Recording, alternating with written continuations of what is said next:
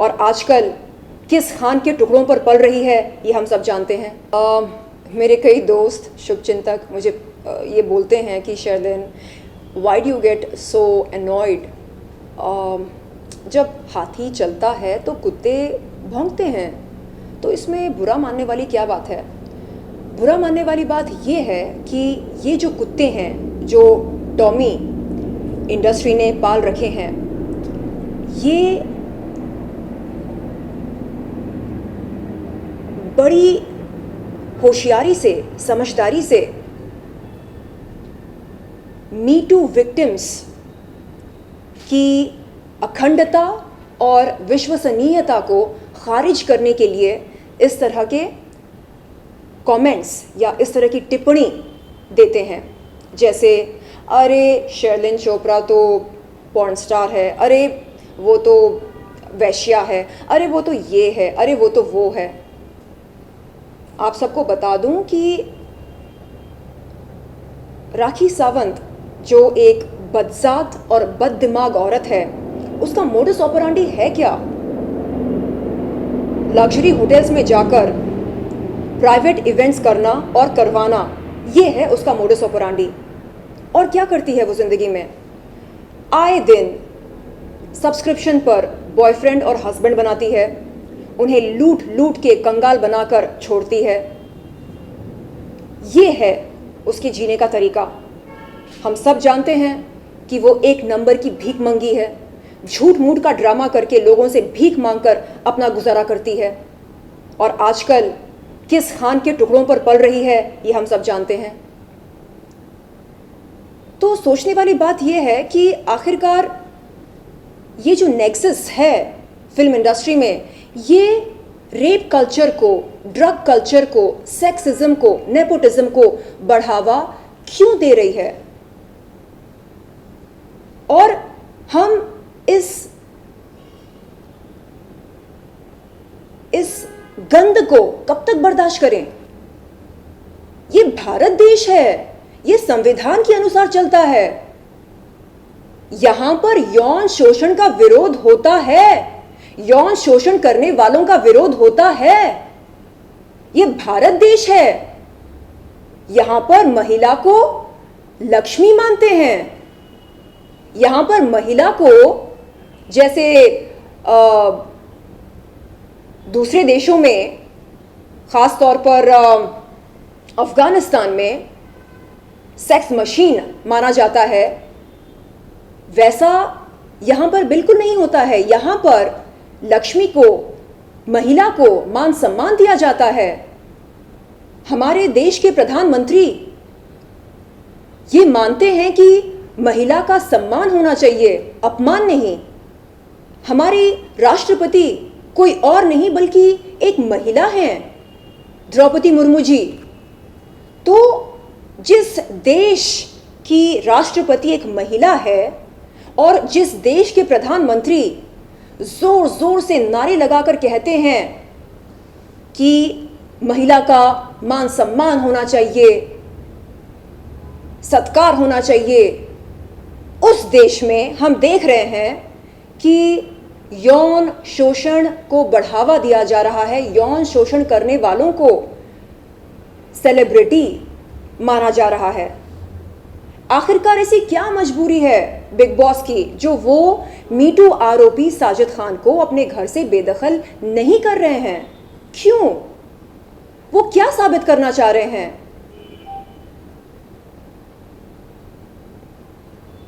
Sawant potty mouth, motor mouth, बदजात, बददिमाग, अश्लील, घिनौनी, घटिया, नीच, और क्या क्या एडजेक्टिव्स यूज़ करूँ मैं उसके बारे में, कम पड़ रहे हैं। तो ये महिला पीड़ित महिलाओं के प्रति सहानुभूति क्यों नहीं दिखा सकती है? आखिर ऐसी क्या मजबूरी है जिसके चलते हमेशा, चाहे यौन शोषण किसी का भी क्यों ना हो, हमेशा वो कसूरवार महिला को ही ठहराती है? वो कहती है कि क्योंकि महिलाएं छोटे कपड़े पहनते हैं, क्योंकि महिलाएं जिस्म की नुमाइश करती हैं, इसलिए उनका यौन शोषण होता है। अरे कोई जाए उस बददिमाग, उस बदसात औरत से पूछे कि छोटी छोटी बच्चियों का रेप क्यों होता है, छोटी छोटी बच्चियों के साथ यौन शोषण क्यों होता है। कोई जाए पूछे उससे।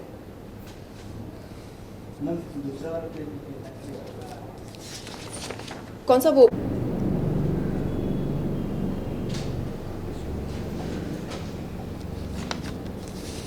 कल हम लोग कुछ बहुत बड़ा करने वाले हैं,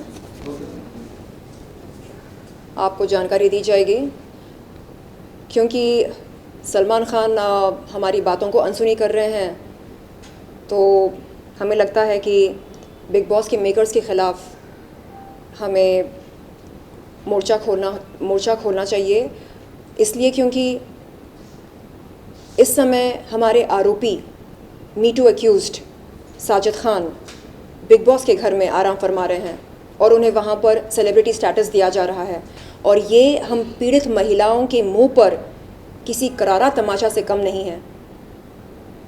तो हम शांतिपूर्वक तरीके से कलर्स के ऑफिस के बाहर बैठकर एक आंदोलन करना चाह रहे हैं, मोर्चा खोलना चाह रहे हैं, और तब तक हम वहाँ से हटेंगे नहीं जब तक कि हमारे माननीय मुख्यमंत्री खुद आकर हमें यह आश्वासन ना दें कि इस पूरे केस की निष्पक्ष जांच पड़ताल होगी और आरोपी को जेल के सलाखों के पीछे बंद किया जाएगा। हाल ही में राखी सावंत ने अपने इंटरव्यू में ये कहा कि वो शर्लिन चोपड़ा को फोड़ देगी, शर्लिन चोपड़ा को उल्टा लटका देगी।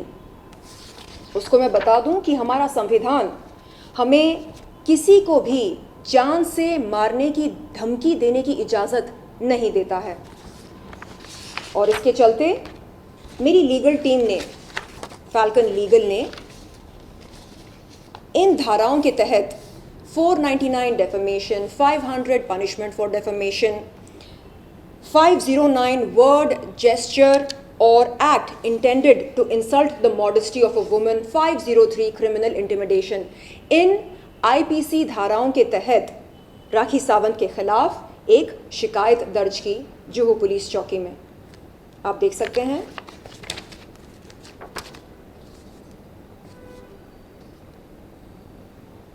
Police complaint against miss Rakhi Sawant, potty mouth Rakhi Sawant. Ma'am, you are moving a step ahead, गवर्नरी से मुलाकात होने वाली है आपकी, क्या कहना चाहेंगे कि कितना बड़ा स्ट्रॉन्ग स्टेप होगा और कितना ज़्यादा इन्फ्लुएंसिव होगा ये स्टेप आपके हिसाब से आगे चल के?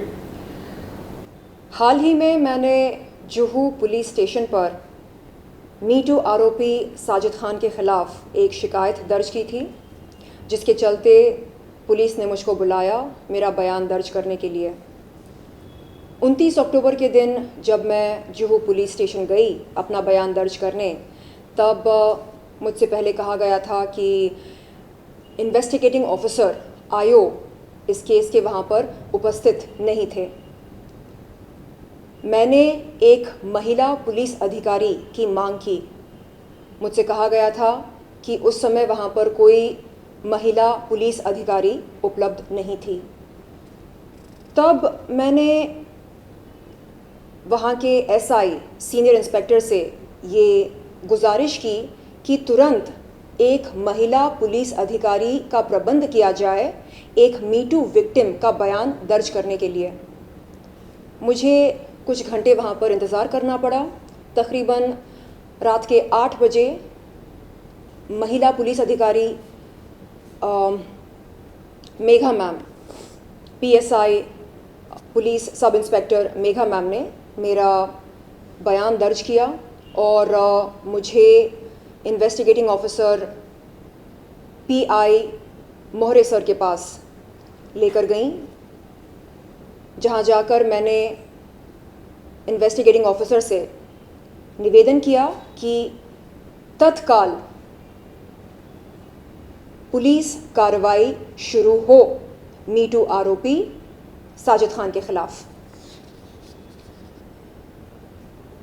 उसके अगले दिन हमने देखा कि Rakhi Sawant, motor mouth, potty mouth Rakhi Sawant media के सामने आकर कहने लगी कि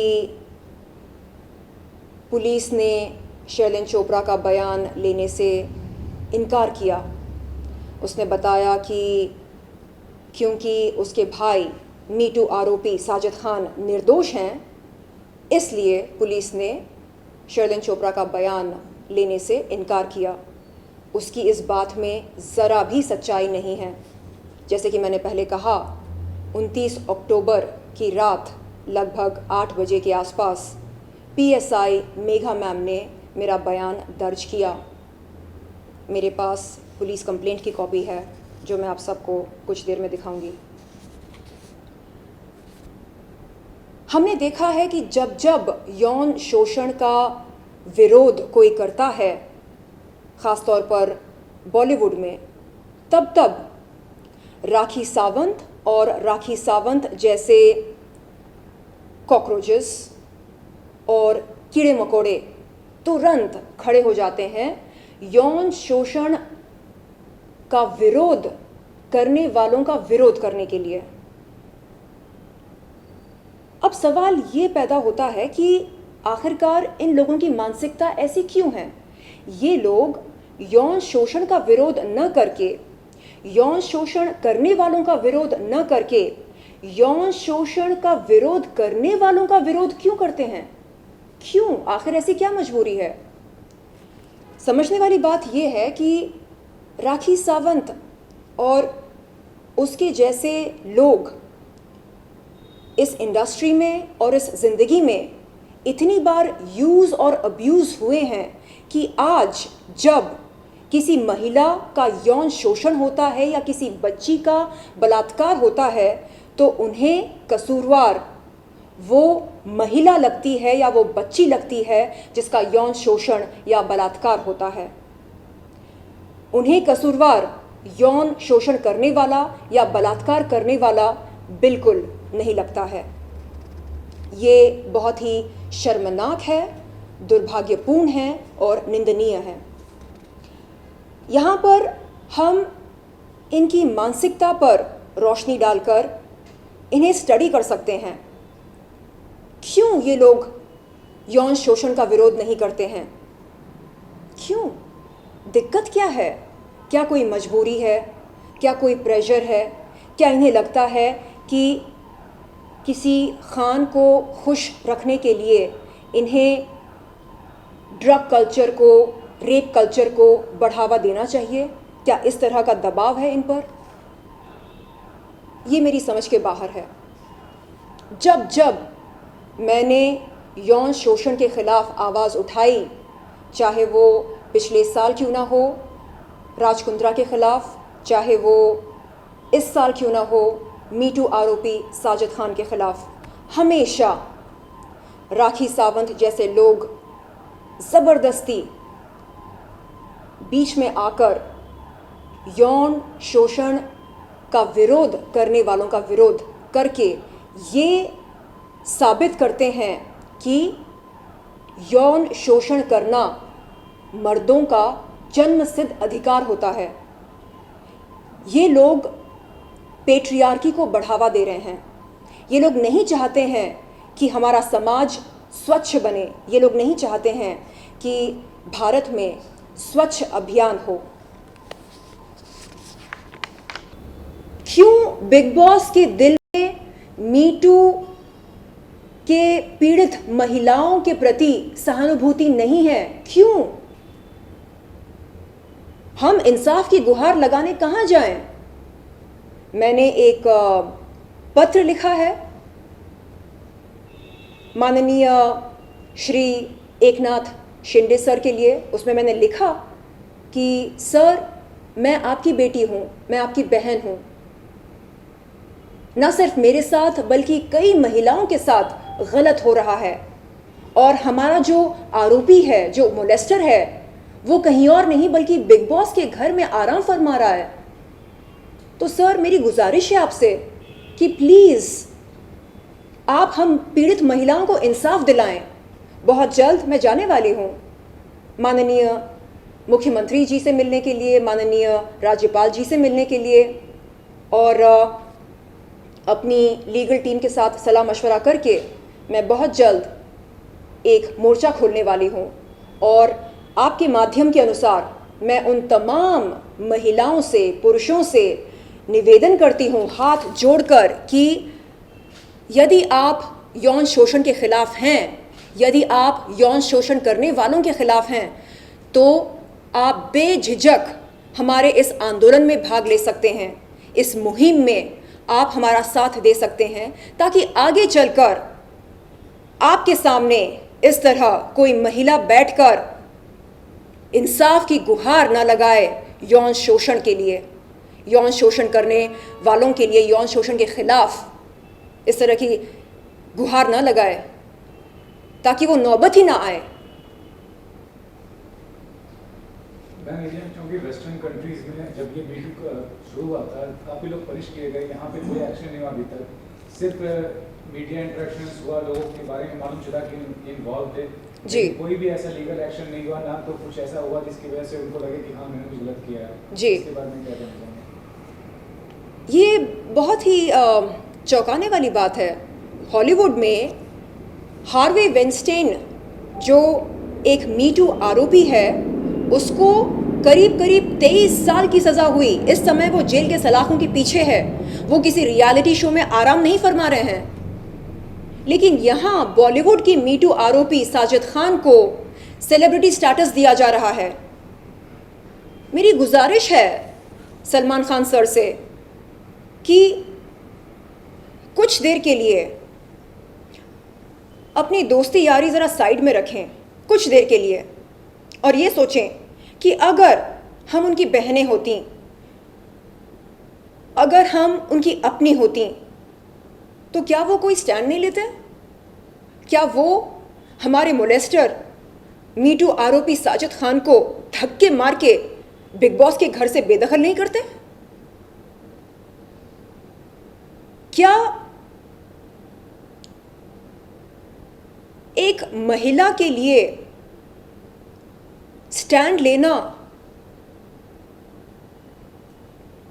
जरूरी नहीं है? क्या दोस्ती यारी निभाना महिलाओं के हक से ज्यादा जरूरी है? मुझे समझ में नहीं आ रहा है कि ऐसी क्या मजबूरी है जिसके चलते सब खामोश हैं। सलमान खान सर खामोश हैं, बिग बॉस के मेकर्स खामोश हैं, पुलिस खामोश है।